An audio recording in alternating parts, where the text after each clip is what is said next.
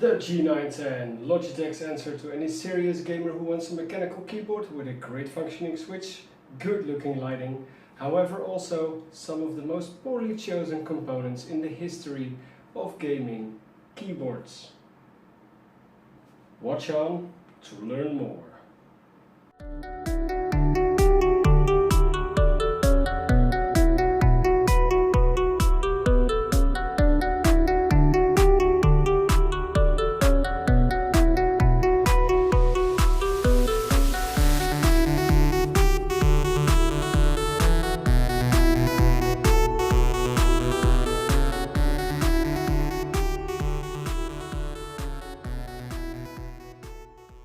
I am actually pretty stoked today because sneak peek.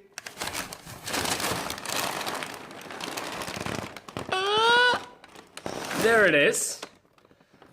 The G910 Orion Spark by Logitech. I've been wanting this keyboard for quite a while now. And it's here.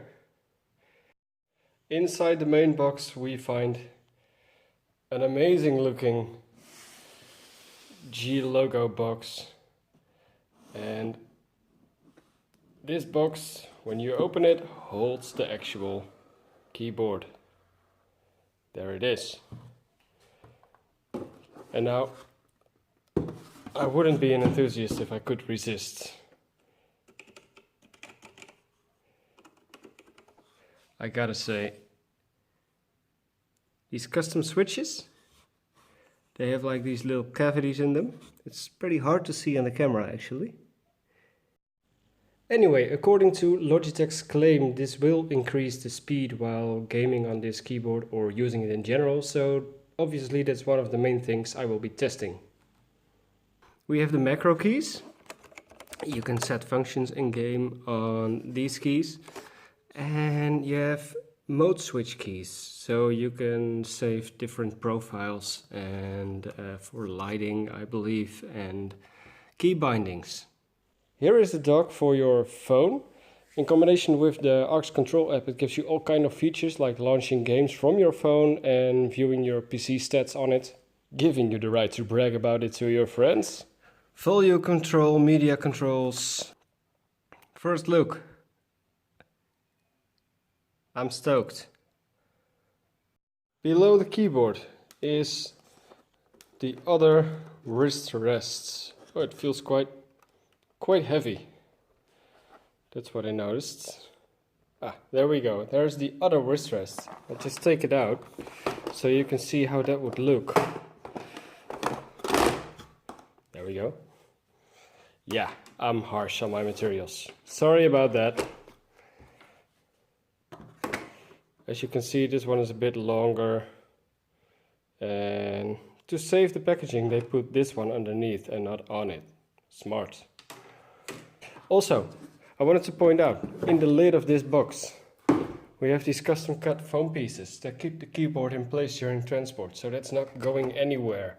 It's nicely tucked in the plastic bottom right here, and these foam covers will keep this in place and these two. So, very well done, Logitech. Also, what's this? Safety. Who reads that? What do we have here? Come on. There we go. Setup, that's what we'll be doing. Upon plugging it into my laptop for a quick test, it immediately started showing off its RGB lighting capabilities. Besides that, I found it very easy to set up the Logitech gaming software, and the link with my phone through ARX Control was quickly made. The various lighting effects actually kept me entertained for quite some time, and after playing around with them, I decided I liked the pressed key mode, which changes the color of the key that is pressed to another color of your choice. Although the ARX dock and the media keys will always stay blue. But who cares, it looks great. Just like the Roman G switch itself, by the way. The LED underneath it lights up the keycap amazingly. The feel of the switch is something I'm very enthusiastic about as well. It has a nice tactile feedback, therefore giving the Switch a subtle clicky sound when being pressed. Although it is hard to compare the Switch to the feel of any Cherry MX Switch, I must say I like it better than the feel of a Cherry MX Red Switch. However, this is highly personal. Besides this, the Roamer G switch is fitted with dual contacts, so in the unlikely event that one should fail before the 70 million keystrokes have been hit, the other one will still be good to go. The rubber pads on both the bottom of the keyboard, the standoffs and the wrist rests are very grippy. This keyboard won't go anywhere, not even if you hit it, if you keep it at an angle or even try to push it. I mean, this thing won't slide off a wall. Now you're thinking, come on, there must be something you don't like about the keyboard. Well, there is. The keycaps to begin with, instead of speeding me up, they slow me down just because the edges are constantly in the way of my fingertips when I try to get to a new key.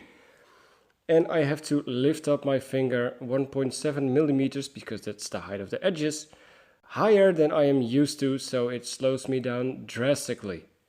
Besides this, it makes my typing a lot less accurate, because my fingers have to get used to a new trajectory, and I therefore sometimes hit the edge of another key. And because of the short actuation of 1.5 millimeters, I constantly find myself pressing keys I wasn't aiming for. Therefore, I am making a huge amount of typos when I try to put out the words on the webs. Logitech says it will take about 2 weeks to get used to the keycaps, but I have been using it for over 2 weeks now, and the confusion only gets greater and I get frustrated with every word.